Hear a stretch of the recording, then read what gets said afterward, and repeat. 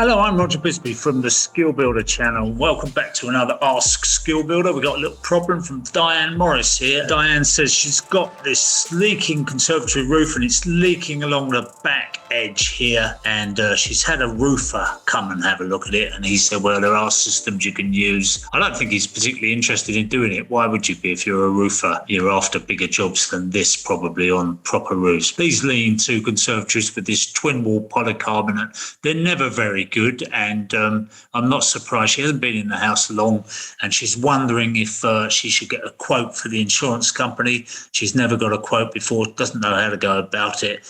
And quite honestly, Diane, the insurance company are not going to pay out for that. They'll pay out for any damage caused by the leaking roof, but they won't pay out to replace that leaking roof because why would they? They just put it down to wear and tear. So I think you're kind of wasting your time going to the insurance company unless you've got some kind of damaged floor inside, something caused by the leak, in which case they would be interested. But for this, you see, you've got these glazing bars going on the side. They all look like they've been repaired, patched up at some time, bit of the old flash band on it or some kind of horrible mastic, because the twin wall polycarbonate, what happens with it is it sags. It's only plastic sheet after all with ribs in it. And the ribs are running down the roof this way, all the way down, like long square channels, if you like. And what that does is that means there's no real strength going across the panel, and the panels tend to sag, especially if you get a lot of snow on there.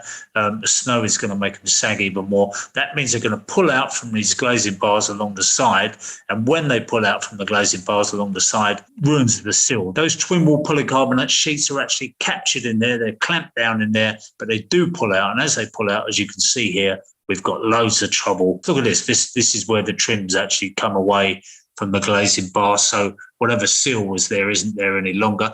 Quite honestly, Diane, I think you're pretty lucky if you've only got a little bit of a leak along the back edge of this, really, because at some point it's going to leak a bit more. So what do you do about it? Okay, presuming that you've got enough money in the coffers to do something about it, I wouldn't spend a lot of money on it. I really wouldn't spend a lot of money trying to get this structure watertight. What I would do is, I mean, worst comes to the worst, you could put a sheet of something over the top of it just to keep the weather out during the winter. And that may keep you going for a while. But then I think you want to look at some of these roofing systems that they have that convert conservatories into orangeries, if you like, or garden rooms where they have a bit of a pitch roof. You've got plenty of height there, so there's no reason why you shouldn't put a bit more of a pitch roof up there, bring it up here somewhere, and then you'd have a nice runoff.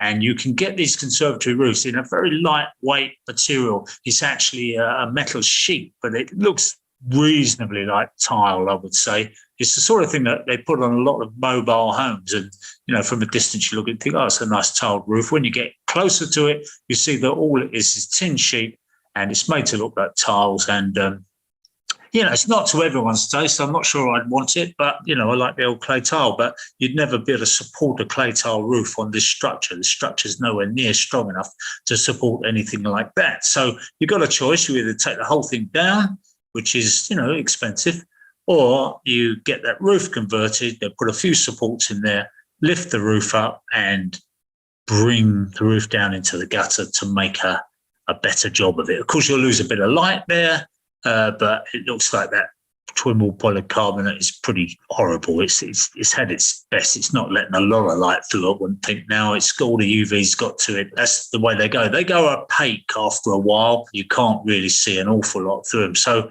I don't think you'd be losing a hell of a lot. You could put the roof up there. You may even be able to put some kind of skylight roof windows in there. Again, that would be a polycarbonate thing that you could put in and make a nice room of it. But it's not going to be cheap. I mean, I wouldn't think you'd get away with much less than, so what would I say, 10,000 quid to do that job, to put that up? I don't know. I mean, maybe I'm wrong. Maybe it's only 5,000, but 5,000 is a lot of money, isn't it?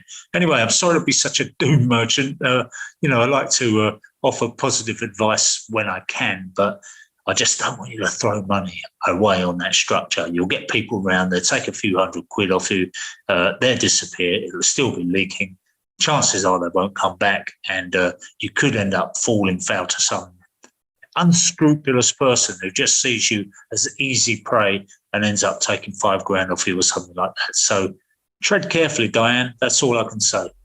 Thanks very much. If you've got a problem that you want to send to us, Ask Skill Builder, we are trying to make our way through them. We've got a few hundred to go. So these are problems that other householders may have, and it would be useful for them to see your experience and hear what our answer is.